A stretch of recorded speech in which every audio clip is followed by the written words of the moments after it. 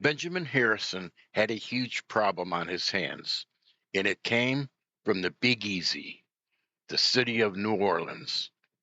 Italians in New Orleans were lynched, and Italy was threatening to go to war. The most massive lynchings ever in America happened in New Orleans. Was it the KKK lynching Italians? No, it was some of the most prominent citizens in the city, including future governors and mayors. In 1891, a popular police chief was finished with his shift and he was walking home to end his day. He didn't think that would be the last day he would walk home. The police chief's name was Hennessy. He was shot by a man, and as he was dying, he made a statement that the man who shot him was, well, let's just say he used a derogatory word for Italians, the D word. He said, the D word got me. But Hennessy didn't recognize the assailant.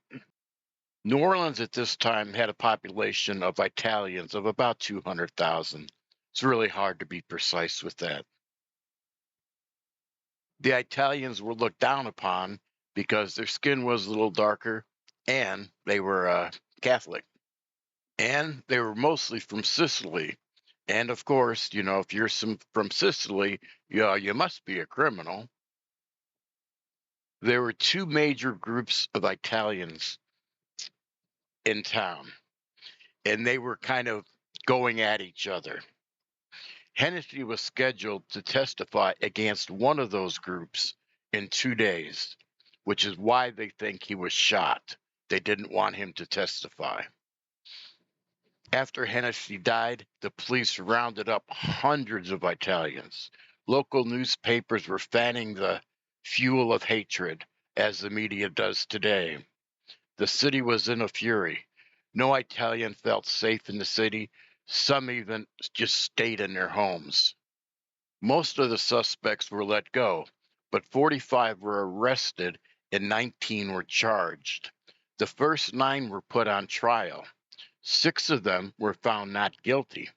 In addition, 3 others ended in a mistrial. The jurors couldn't agree on a verdict.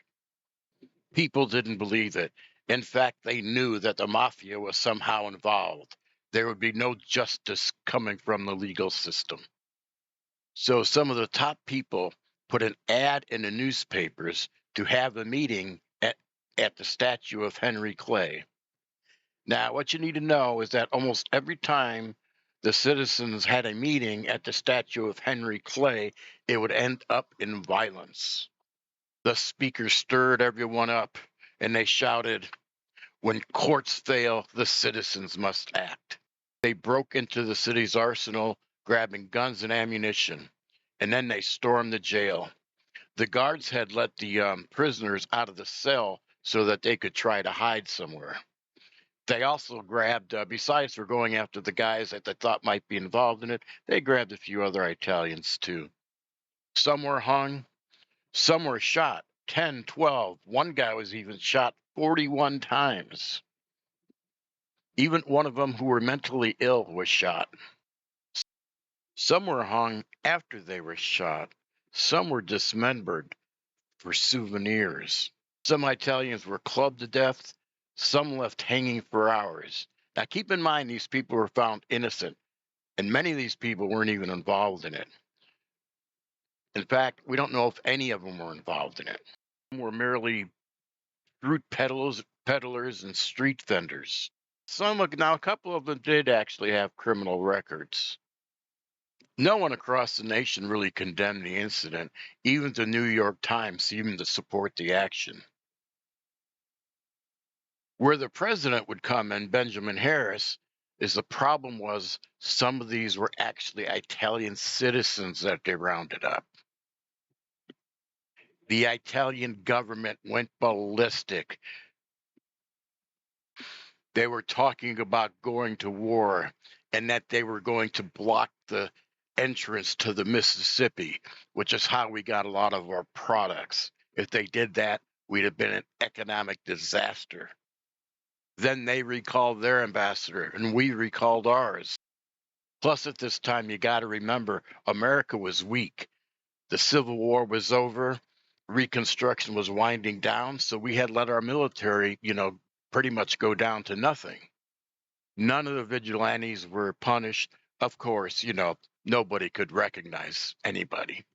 That was not unusual back then. To bring the temperature down, Benjamin Harris agreed to pay the relatives $25,000, a little over $2,000 for each family. Later, others were also given compensation. To further ease the tension, he called for a celebration of the Italian culture in 1892.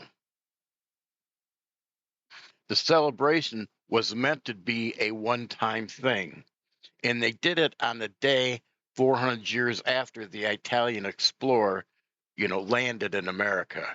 But the whole purpose of it was just a one-time event to celebrate Italian culture and to try to reduce the tensions with Italy. The day was celebrated by the Italians in New York in 1866, but it was a cultural event. It had nothing to do with Columbus. Later, in 1937, FDR would make it a day of proclamation, but it wasn't a national holiday. Of course, he didn't mention that he had put, many Italians in prison camps during World War II. LBJ made it a federal holiday in 1968, and it was to take effect in 1971. It is what we now celebrate as Columbus Day. All that because of a lynching in New Orleans. That's how our national holiday, Columbus Day, actually became Columbus Day. And it was not to celebrate Columbus, it was to celebrate the Italians.